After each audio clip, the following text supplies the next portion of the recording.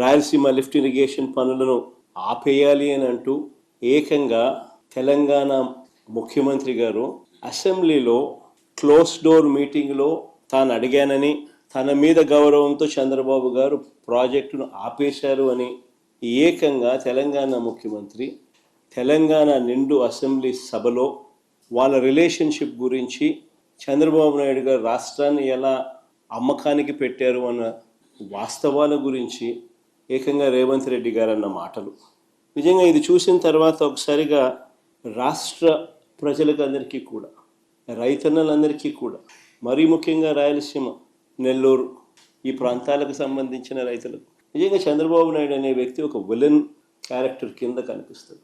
ఆ కుర్చీలో చంద్రబాబు నాయుడు గారు ముఖ్యమంత్రిగా కొనసాగుతూ తన సొంత రాష్ట్రాన్ని ఏ రకంగా తాకట్టు పెట్టాడు, రాష్ట్ర ప్రజలను తన స్వార్థం కోసం ఏ రకంగా తాకట్టు పెడతా ఉన్నాడు అన్నదానికి రేవంత్ రెడ్డి స్టేట్మెంట్లు సాక్ష్యాలు.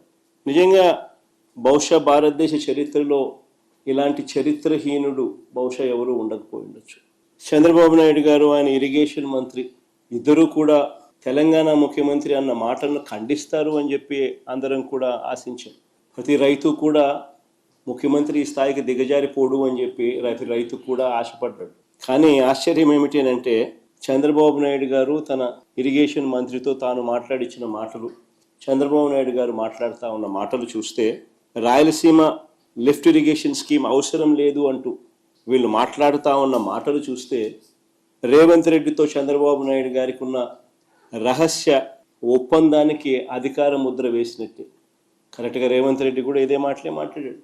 చంద్రబాబు నాయుడు కూడా ఆయన మంత్రి కూడా రాయలసీమ లిఫ్ట్ అవసరం లేదు అని అంటూ చంద్రబాబు నాయుడు బరి తెగించి మాట్లాడడం కూడా వాళ్ళిద్దరి మధ్య జరిగిన ఒప్పందానికి ఆమోద ముద్ర వేసినట్టే, అధికార ముద్ర వేసినట్టే.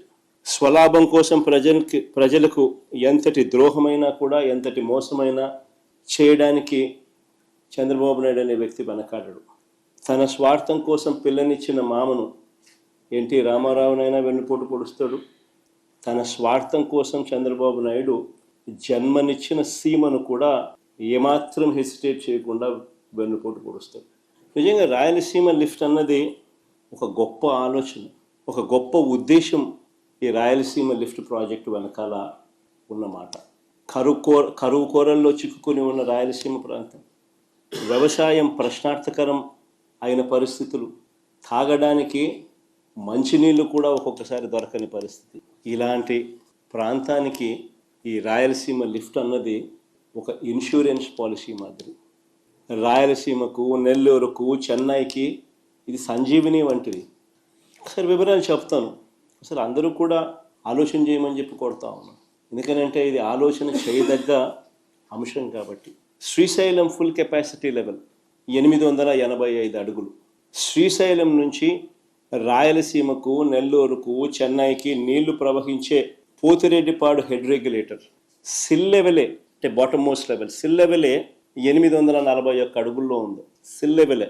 ప్రస్తుతం ఉన్న పోతిరెడ్డిపాడు హెడ్ రెగ్యులేటర్ డిజైన్ చూస్తే పోతిరెడ్డిపాడు నుంచి ఫుల్ డిశ్చార్జ్ కెపాసిటీ 44 క్యూసెక్కుల నీళ్లు కిందికి రావాలి అని అంటే నీళ్లు శ్రీశైలంలో 881 అడుగులు ఉంటే తప్ప ఫుల్ డిశ్చార్జ్లో 44,000 క్యూసెక్స్లు డిశ్చార్జ్ కిందికి రావు. నీళ్లు 841లో కేవలం 2,000 క్యూసెక్లు డిశ్చార్జ్ మాత్రమే బయటకు వస్తాయి.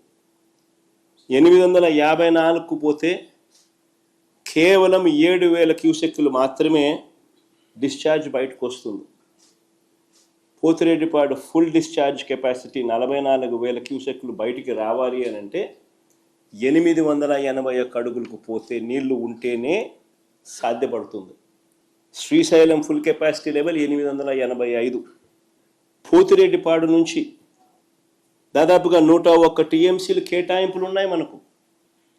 పోతిరెడ్డిపాడు దిగువన పోతిరెడ్డిపాడు నుంచి 101 టీఎంసీల కేటాయింపులు ఉన్నా సరే గడచిన 20 సంవత్సరాలలో కేవలం 3-4 సార్లు మాత్రమే కేటాయించిన మేరకు నీళ్లు కిందికి వచ్చాయి. ఇది వాస్తవం. అందరూ ఆలోచన చేయాల్సిన వాస్తవం ఇది. 20 సంవత్సరాలలో కేవలం 3-4 సార్లు మాత్రమే కేటాయించిన నీళ్లు కిందికి రావడం జరిగింది కేటాయింపుల మేరకు. ఇలాంటి దుర్భరమైన పరిస్థితుల్లో ఇప్పటికే ఒక వైపున ఉండగా మరోవైపున 2015లోనే, అంటే ఇక్కడ చంద్రబాబు నాయుడు గారు రాష్ట్రం విడిపోయింది, ఇక్కడ చంద్రబాబు నాయుడు గారు ముఖ్యమంత్రిగా ఉన్నారు, అక్కడ తెలంగాణ ప్రభుత్వం అటువైపున 2015లో కేసీఆర్ గారు అక్కడ ముఖ్యమంత్రిగా అప్పట్లో ఉన్నారు. కల్వకుర్తి లిఫ్ట్ కెపాసిటీని 25 టీఎంసీల నుంచి 40 నుంచి 50 టీఎంసీలకు పెంచాడు. పెంచడానికి శ్రీశైలంలో 802 అడుగుల నుంచే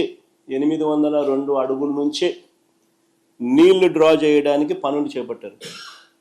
802 అడుగుల నుంచి నీళ్లు డ్రా చేయడానికి పనులు మొదలుపెట్టారు అక్కడ తెలంగాణ గవర్నమెంట్. మరోవైపున దీనికంటే ఇంకా కొంచెం తక్కువగా 800 అడుగుల్లోనే మరో 2 టీఎంసీలు రోజుకు డ్రా చేసే కెపాసిటీతో పాలమూరు రంగారెడ్డి దిండి ప్రాజెక్టు పనులు కూడా మొదలుపెట్టారు. ఇంకోవైపున 825 అడుగులకి ఎస్ఎల్బిసి నుంచి మరో 40 టీఎంసీలు తీసుకెళ్లే నిర్మాణ పనులు కూడా ఒకవైపున సాగుతూ ఉన్నాయి. మరోవైపు శ్రీశైలం లేకి నీళ్లు రాకమునిపి జూరాల నుంచే నెట్టంపాడు, కోయిల్ సాగర్, భీమా లిఫ్ట్ల ద్వారా మరో 1 టీఎంసీ నీరు అటు నుంచి అటే తెలంగాణ తరలిస్తూ ఉన్న పరిస్థితి. ఇంకోవైపున 777 అడుగుల నుంచే శ్రీశైలంలో ఎడమవైపు ఉన్న పవర్ హౌస్ ద్వారా మరో 4 టీఎంసీల నీళ్లు రోజుకు ఇష్టం వచ్చినట్టుగా ఎడాపెడా పవర్ హౌస్ ఆపరేషన్స్తో తరలిస్తా నీళ్లు శ్రీశైలం నుంచి ఖాళీ చేస్తూ ఉన్న పరిస్థితి. అంటే ఒకసారి గమనించమని అడుగుతా ఉన్నా. ఇప్పటికే పరిస్థితి ఎలా ఉంది అని అంటే 20 ఏళ్లలో పోతిరెడ్డిపాడు కింద 3-4 సంవత్సరాలు, 20 సంవత్సరాలకు గాను 3-4 సంవత్సరాలు మాత్రమే అలొకేటెడ్ కోటా కిందికి నీళ్లు దొరుకుతూ ఉన్న పరిస్థితి మధ్య ఈ ప్రాజెక్టులన్నీ ఇంకోవైపున కడతా ఉన్నారు. పవర్ హౌస్లో ఇష్టం వచ్చినట్టుగా పవర్ హౌస్ అనేది ఎందుకు ఆపరేట్ చేస్తారో కూడా అర్థం కాదమ్మా. ఒకవైపున రాష్ట్రంలో ఇటువైపున ప్రజలు అల్లాడుతూ ఉంటే నీళ్లు లేక, అటువైపున యథేచ్ఛగా పవర్ను 777 అడుగుల నుంచి 4 టీఎంసీ నీళ్లు శ్రీశైలం నుంచి ఖాళీ చేస్తూ పవర్ హౌస్ ఆపరేట్ చేస్తారు. రోజుకు 8 టీఎంసీల నీళ్లు ఈ లిఫ్ట్లు అయితేనేమి, ఈ పవర్ హౌస్ ద్వారా అయితేనేమి శ్రీశైలం నుంచి నీళ్లు ఖాళీ అవుతా ఉన్న పరిస్థితి. వీటి అన్నిటి ద్వారా రోజుకి 8 టీఎంసీల నీళ్లు ఈ లిఫ్ట్ల ద్వారా అయితేనేమి, ఈ పవర్ హౌస్ల ద్వారా అయితేనేమి శ్రీశైలం డ్యామ్ నుంచి ఖాళీ అవుతా ఉన్న పరిస్థితి. మన రాష్ట్ర పరిస్థితి చూస్తే అటువైపున ఈ పరిస్థితి ఉంది. మరోవైపున మన రాష్ట్ర పరిస్థితి చూస్తే శ్రీశైలం డ్యామ్ ఆపరేషన్స్తో కిందకు తెలంగాణ వదిలేస్తా ఉన్న నీటిని మనం అడ్డుకోలేని పరిస్థితి. నాకు ఎంత కమిట్మెంట్ అంటే పోలవరం విషయంలో నేను ముఖ్యమంత్రి అయ్యే రోజున 7 మండలాలు తెలంగాణలో ఉన్నాయి. ఆ 7 మండలాలు తెలంగాణలో ఉండుంటే ఆనాటి ప్రభుత్వం ఒప్పుకోకపోతే పోలవరం కట్టే పరిస్థితి లేదు. నాకు ఐడియా ఉంది కాబట్టి ఆనాటి ప్రభుత్వం నరేంద్ర మోడీ గారు, రాజ్నాథ్ సింగ్ గారు, వెంకయ్యనాయుడు గారు ఉంటే నేను గట్టిగా చెప్పి మీరు 7 మండలాలు కానీ ఇవ్వకుండా పోతే నేను ప్రమాణ స్వీకారం చేయను, నాకు ఈ ముఖ్యమంత్రి పదవి వద్దు, ముఖ్యమంత్రి పదవి తీసుకొని చెడ్డ పేరు తెచ్చుకోవడం కంటే ఈ రాష్ట్రం కోసం నేను త్యాగం చేస్తానని గట్టిగా చెప్పిన తర్వాత ప్రమాణ స్వీకారం చేసిన వెంటనే వాళ్ళు పార్లమెంట్ కూడా పెట్టకుండా 7 మండలాలు మనకిచ్చారు. అది ప్రారంభం, పోలవరం పూర్తి చేయడానికి శ్రీకారం. ఈరోజు మీరు ఒక్కసారి చూస్తే ఎన్ని ఇబ్బందులు కలిగించినా ఇక్కడే రామానాయుడు అప్పుడు కాటన్ దొర చేస్తే ఇప్పుడు రామానాయుడు ఇక్కడ మంత్రిగా ఉండి ఆయన ఆధ్వర్యంలో ఈ ప్రాజెక్టు పూర్తవుతుంది. ఇక్కడే మా సాయి ప్రసాద్ గారు చీఫ్ సెక్రటరీగా ఉన్నాడు, ఇరిగేషన్ సెక్రటరీగా ఉన్నాడు. నేను అదే చెప్పాను, మీరు చేసే పని పోలవరం ఒకటే కాదు, విశాఖపట్నానికి కృష్ణా నదికి ఎన్ని నీళ్లు కావాలంటే అన్ని నీళ్లు ఇవ్వడానికి అవకాశం వస్తుంది. అక్కడి నుంచి వంశధార తీసుకెళ్తాం, ఇక్కడి నుంచి నల్లమల సాగర్ తీసుకెళ్తాం. నేను నిన్న కూడా ఒక మాట అన్నాను, ఎందుకు అనవసరంగా తెలుగు జాతి మధ్య విద్వేషాలు పెట్టుకుంటాం? నీళ్లు సముద్రానికి పోతున్నాయి. ఇప్పుడు పెద్ద వీరుడు బయలుదేరాడు, రాయలసీమ లిఫ్ట్ ఇరిగేషన్ అంట.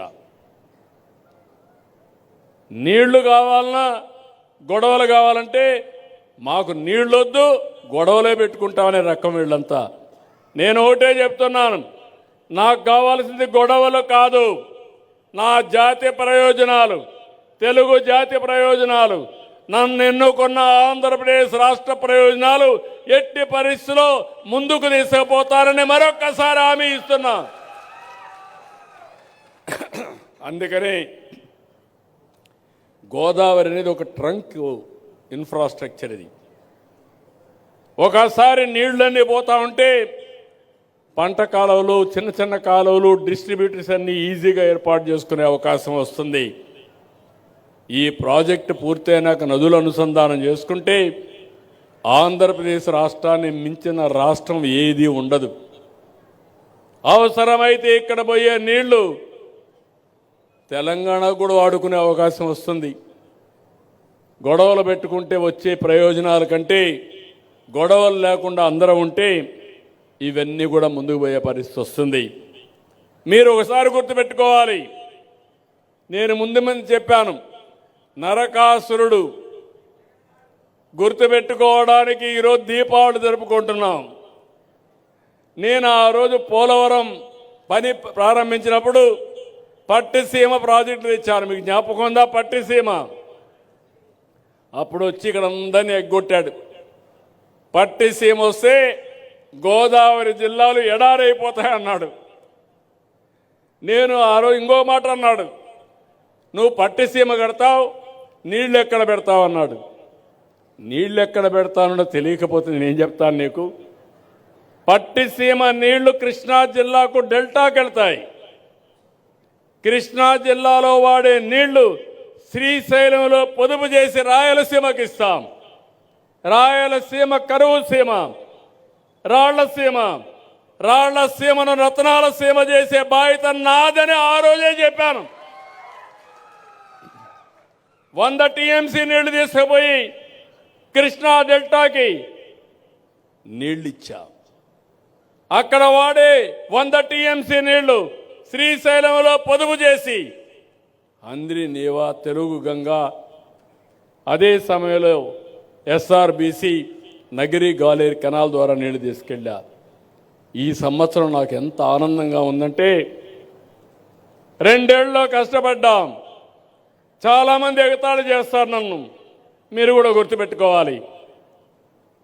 కరువు సీమలో నీళ్లు లేకపోతే, ఒకప్పుడు వేరుశెనగ పంట వేయలేకపోతే, వేసిన పంట ఎండిపోతే, 10 ఏళ్ళు పంట వేసి 8 ఏళ్ళు ఎండిపోతే నేను ఇన్పుట్ సబ్సిడీ ఇచ్చాను.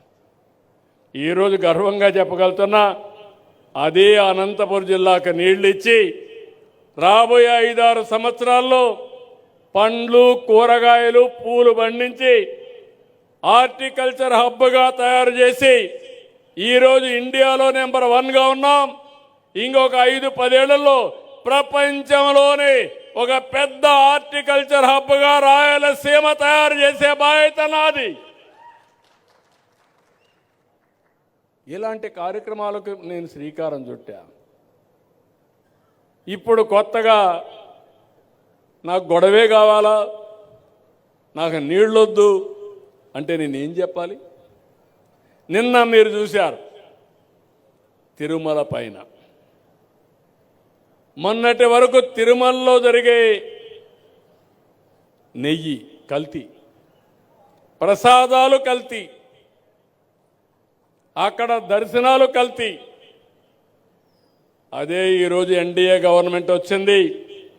తమ్ముళ్ళు, మీరు ఈ మధ్యకాలంలో ఎవరన్నా తిరుమలకు పోయి వచ్చారా అని అడుగుతున్నా, పోయిన వాళ్ళకి వ్యత్యాసం కనపడిందా లేదా అని మిమ్మల్ని అడుగుతున్నా. ఎప్పుడూ చేయని విధంగా వైకుంఠ ఏకాదశి జరిపాం. అన్నీ కూడా మీరు చూస్తే ఇంకొక పక్కన వెంకటేశ్వర స్వామి ప్రసాదాలు పవిత్రంగా తయారు చేస్తున్నాం, క్లీన్గా పెట్టాం. ఇది చూసి భరించలేకుండా నిన్న మొన్న మీరు ఒకసారి చూస్తే మనకు కొన్ని ఆచారాలు ఉన్నాయి, కొన్ని సాంప్రదాయాలు ఉన్నాయి. ఎవరైనా సరే అన్య మతస్థులు కానీ వెంకటేశ్వర స్వామి దగ్గరికి పోవాలంటే డిక్లరేషన్ ఇవ్వాలి. వెంకటేశ్వర స్వామి పైన నమ్మకం ఉందంటే ముస్లింలు పోవచ్చు, క్రిస్టియన్లు పోవచ్చు, ఇంకొకరు పోవచ్చు. అదే ఇమ్మన్నాం. అదే ఇమ్మంటే నేను ఎళ్లను నిలిపేసిన వ్యక్తి వెంకటేశ్వర స్వామిని గురించి మాట్లాడితే నా ఇంటి కుల దైవం పవిత్రతను కాపాడే బాధ్యత నాదని మరొకసారి మీ అందరికీ హామీ ఇస్తున్నా.